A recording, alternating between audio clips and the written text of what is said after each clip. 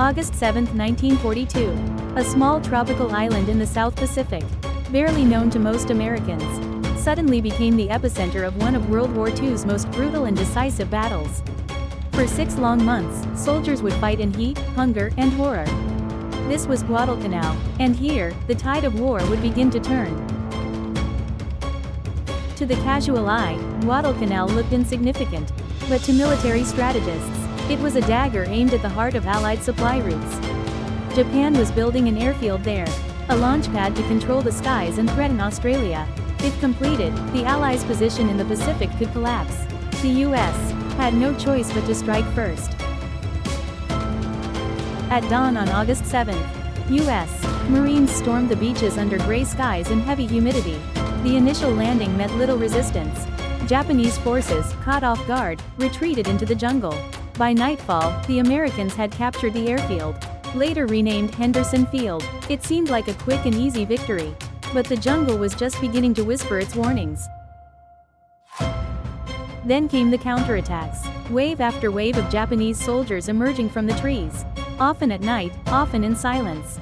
American troops found themselves battling not just an enemy, but also malaria, dysentery, and starvation.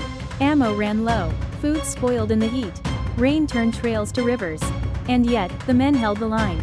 Each night, they wondered, would they live to see the sunrise? The fight wasn't just on land. At sea, the U.S.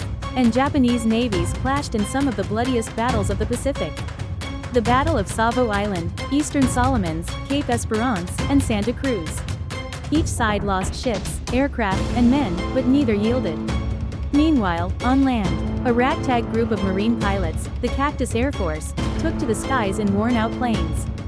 Desperately defending Henderson Field, control of the airstrip meant control of the entire island. The Japanese launched suicidal charges. The Americans held. The Japanese sent reinforcements. The Americans sank their transports. Over and over, the pattern continued, until Japan could take no more.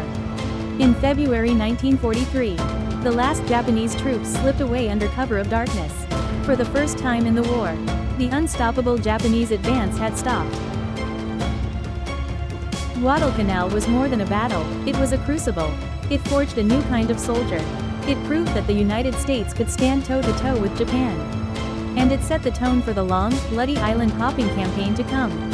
Every inch gained from that moment on was paid for dearly. But the road to Tokyo began here, in the mud and blood of Guadalcanal.